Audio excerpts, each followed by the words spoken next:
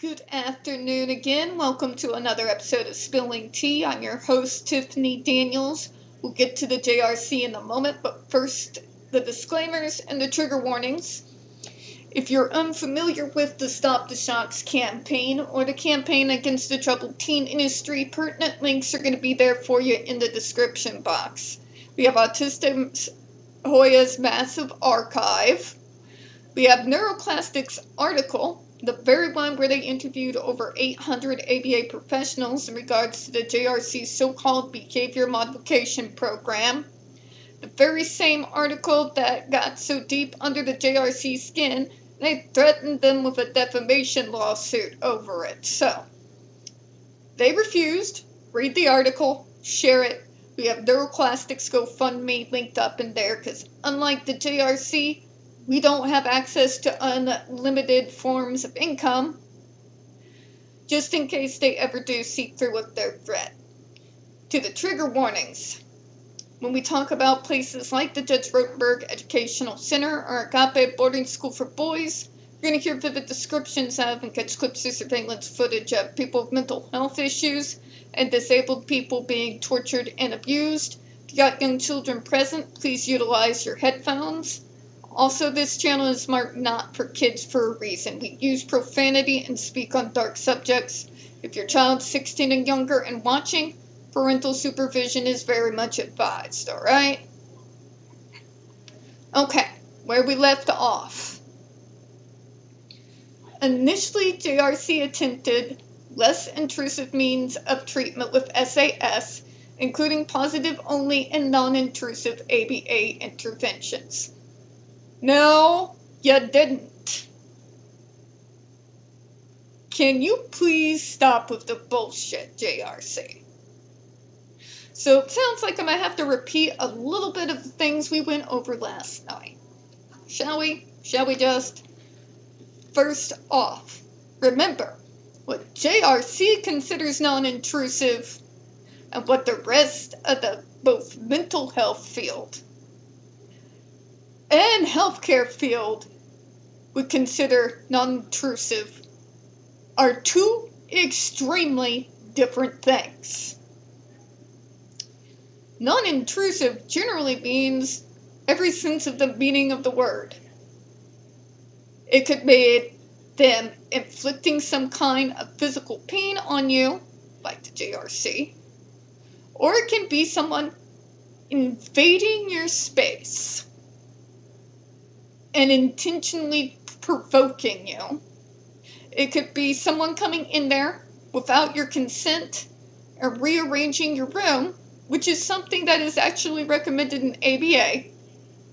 It could be me having such a bad sensory issue that I am in immense physical pain to the point that all I can do is sit there and scream while the parents are informed to not even act like you can hear them in physical pain until they use the proper words we taught to you. If you think that's not intrusive, beachfront property in Kansas with a perfect view of the gorgeous ocean, house pre-furnished, and all this can be yours for a single red penny before, Trump makes him stop making pennies. Let's get on that.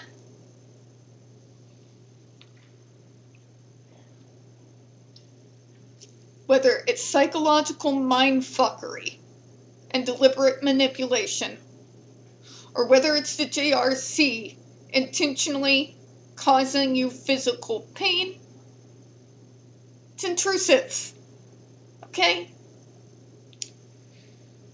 The JRC's definition of non-intrusive is not inflicting physical pain on the student with their having behavioral issues. That is their definition of non-intrusive. You notice how that is completely different from how the rest of us in the world define it? Yeah. Non-intrusive, my ass. And let's talk about their so-called non-intrusive method, shall we? Would any of you consider a teacher or a teacher's aide randomly grabbing your kid by their shirt in the hall, hoisting them up by their shirt collar, and backing them into the wall, speaking threatening words to them? Would you see that as non-intrusive? Because I'm pretty sure that would be the sort of thing that, where that happened to me, where that school once was, there'd be nothing but a blackened hole. And people swearing it was cursed ground by the time my mom was done with it. That's not even getting to my dad or my stepdad. Okay?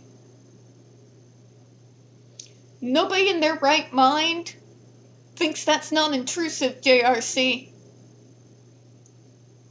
Nor is the deliberate messing around of my environment. You want me pissed, quick, and in a goddamn hurry? Come into my home without my consent and fuck with my shit. Because your head's gonna be meeting concrete. Sorry, not sorry. Okay? That's not non-intrusive. But let's get into a little bit more of the details, shall we? We all remember Jennifer Masamba, yes? Remember what she told you in regards to their so-called non-intrusive methods? Just for a little refresher for everyone, what that actually means is that the first week at the JRC, the direct care staff, the teachers, the doctors, and the clinicians do nothing. They give you a full run of the place. No one calls out any behaviors. Nobody stops you from acting like your authentic, Audi self. What happens is you have people with notebooks, either kind of pervily watching you through a camera or following you around with a notepad, writing down all your so-called behaviors. After the week is over, they will then determine and take someone like Jennifer Masamba into a room where they've created their behavioral contract. Remember, we have Jennifer Masamba's behavioral contract linked right there in the description box. So if you don't want to believe how insane and monstrous those behavioral contracts are, you are more than free to pull up that description box, pull it up, and get a look at it for yourself. Afterwards, they will then roll you in front of a Massachusetts judge, strapped up like Hannibal Lecter, and get the judge to sign off on putting them in a human shock collar.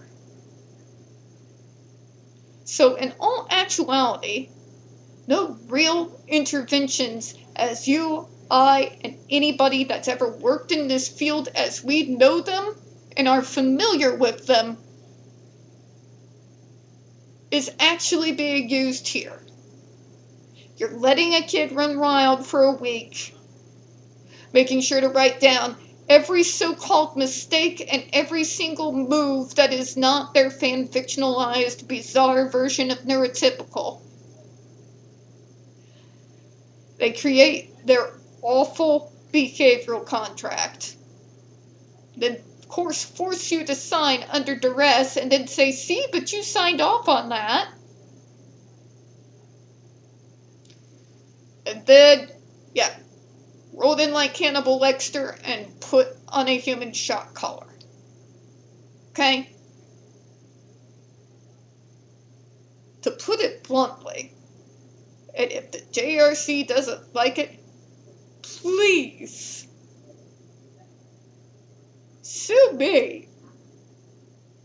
Because the discovery is going to be golden.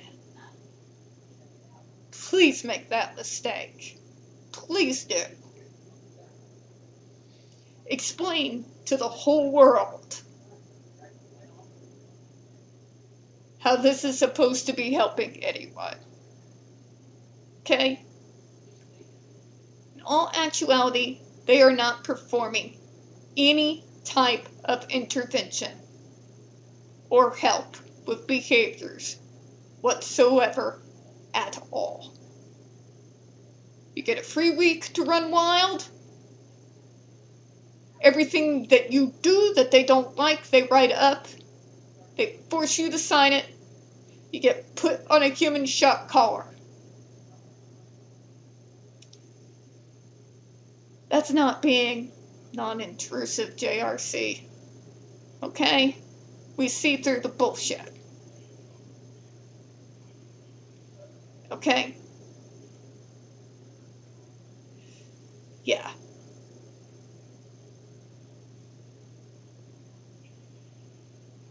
All I'm saying here, I mean, we're looking at the next paragraph, right?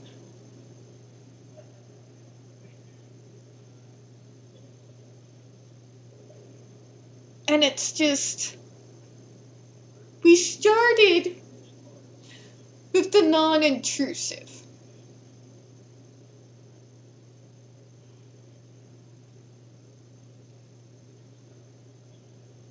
Now, we're going to move on to the next sentence here. I was thinking about saving it for the other video, but no, I'm not going to milk it like that. These less intrusive means of treatment included deferential and primary reinforcement. Both of those have you going deliberately into my environment and knowingly fucking with my shit. A pure and utter violation of privacy. Which means you are intruding in on my space without my consent. In two different ways, sure. But no one with two brain cells to rub together would actually call that as less intrusive. It's the very meaning of the word intrusive. You go into my environment, uninvited. I am not giving any form of consent for you to be there. You are going in without my permission and moving around my things. And that's supposed to be non-intrusive?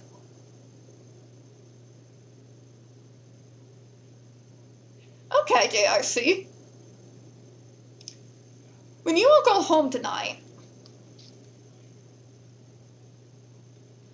if there's a random person you've never met before in your life at your door, invite them in. If they then go into the area of the house you did not consent them to go into, and they remove something or move something without your consent, do you think that you're going to look at that situation and call it non-intrusive? Yeah, that's what I thought. you all seriously need to stop smoking crack. Okay?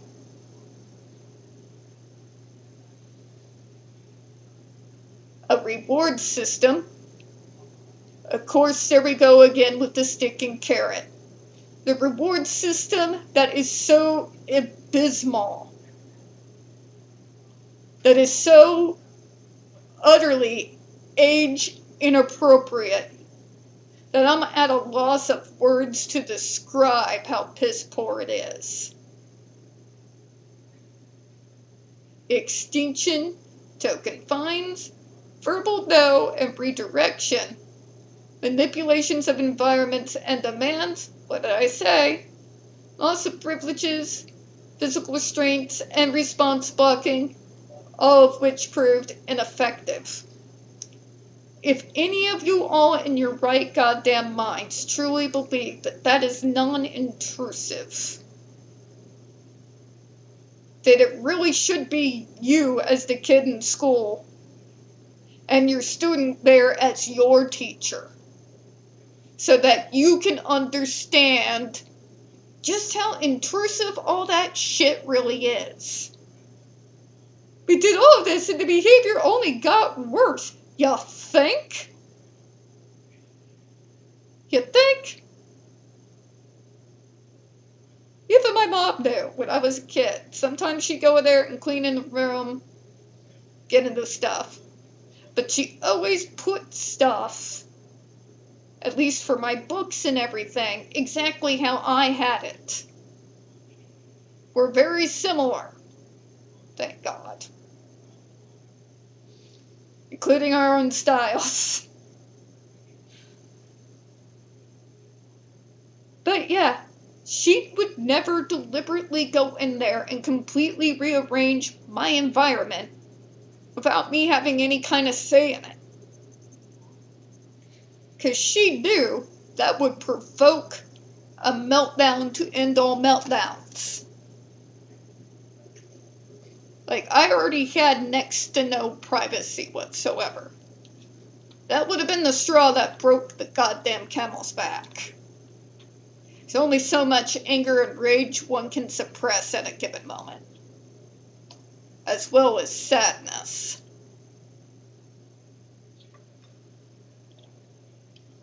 Okay? If you intentionally do that to someone, you're provoking the behavior. And you all know it. I've been through the ABA handbooks. Don't bother to try to argue with me with your psychobabble. It's not gonna work. It is done to deliberately trigger a response out of us, so that it can be consequented, so we can understand that that response is wrong, which is the most bizarre and insane so-called teaching mechanism that I have ever seen in my life. And I'm 40. At this point, I have seen some shit. Okay? It's intrusive. And as we already know through the bizarre behavioral rehearsal lessons that the JRC conducts, I would say that they would go and do these things to do exactly that. To trigger those responses just so they could get justification for their barbaric, horrendous, and monstrous behavior towards us. Okay? By the way, I find it cute. I don't know if you all caught this, because remember how the GED device is less intrusive, because then they're not in restraints. Funny how you have it here that you use physical restraints and response blocking, and then put them on the GED. In other words, you have it in reverse. I'm calling that out because the JRC likes to pound their chest about how less intrusive the GED device is, and that if they didn't use it, they'd be forever in a straitjacket. Well, it seems to me you've already used the straitjacket. Anybody who doesn't believe the GED device operating on such a high voltage, zapping exact calf muscles in the back of the legs, and you think that getting shocked in the legs with just the right amount of voltage right over the muscle is not going to seize those legs so that you can no longer use them in the way that you wish to use them, because the electrical current that was just shot through there. Yeah. It's probably not the field for you if that's the case. So JRC, you can't do this game where you say, we tried all the other non-intrusive means. List those means, and every single last one of them is intrusive as hell. And if it were done to a neurotypical teenager, there would be some hell to pay. Okay? Imagine, if you will, somebody doing that to you and how you would react. And then answer me on whether you think that's intrusive or not. Now, on that note, folks, we're going to go ahead and close out for this one. We don't get very many views on this channel, and the few we do tend to get removed from time to time. So please don't forget to hit the like button, hit subscribe. Please don't forget to hit the comments. I appreciate your time. As always, folks, we here at Spilling Tea hope you have a good one. I'll see you all here in a few minutes. Bye-bye, everyone.